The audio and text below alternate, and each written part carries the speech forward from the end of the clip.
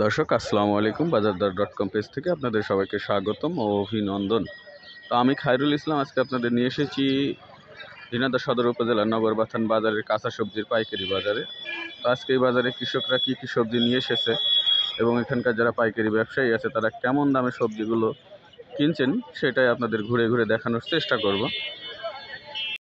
দর্শক, তরকারি কলা দেখতে পাচ্ছেন,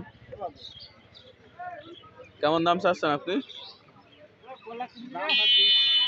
300 চাচ্ছেন? কত দাম হয়েছে? দুইখান 300 চাচ্ছেন, হয়েছে কত? 200। উনি কিন্তু 300 টাকা দাম চাচ্ছেন দুই কাদি। 200 টাকা দাম হয়েছে, উনি এখনো বিক্রয় করেনি। সব লতি কচু এবং লাউ দেখছেন,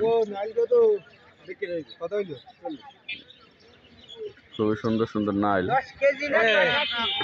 ভাই কত করে কিনলেন? 40 টাকা কেজি কিনলেন। তো এই নাল 40 টাকা কেজি দরে বিক্রি হলো। ভাই লাউয়ের দাম হয়েছে? লাউ কত করে ভাই? 30 টাকা এই পিস। 30 টাকা পিস এই লাউগুলা বিক্রয় করেছেন। লাল শাক দেখছেন, তো কেমন দামে বিক্রয় করছেন সেটি জানবো। ভাই কেমন দামে বিক্রি করলেন আজকে? 3 টাকা, 3.5 টাকা আটি। ওনারা কিন্তু 3 টাকা 3.5 টাকা আটি আজকে লাল শাক বিক্রয় করেছেন। ধনিয়া পাতা দেখতে পাচ্ছেন নগরবাথান বাজারে একজন চাষি কিন্তু নিয়ে এসেছেন বেশ অনেকগুলা ধনিয়া পাতা। কত করে বিক্রি করলেন আজকে? Carrot 5 kg. উনি 120 টাকা ক্যারেট বিক্রয় করেছেন। 5 কেজি এই ক্যারেটে আছে। দর্শক, টমেটো দেখছেন, একজন চাষি কিন্তু নগরবাথান বাজারে বেশ কিছু টমেটো নিয়ে এসেছেন। ভাই টমেটো কি আপনার? কত করে বিক্রি করলেন আজকে?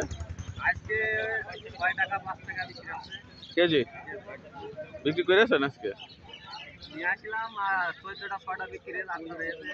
কত করে বিক্রি করলেন আজকে? 6 টাকা কেজি।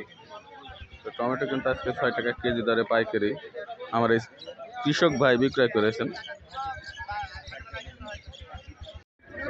দর্শক, সজনে ডাঁটা দেখতে পাচ্ছেন নগরবাথান বাজারে একজন কৃষক এই সজনে ডাঁটা নিয়ে এসেছেন, কিছু বিক্রয় করে দিয়েছেন।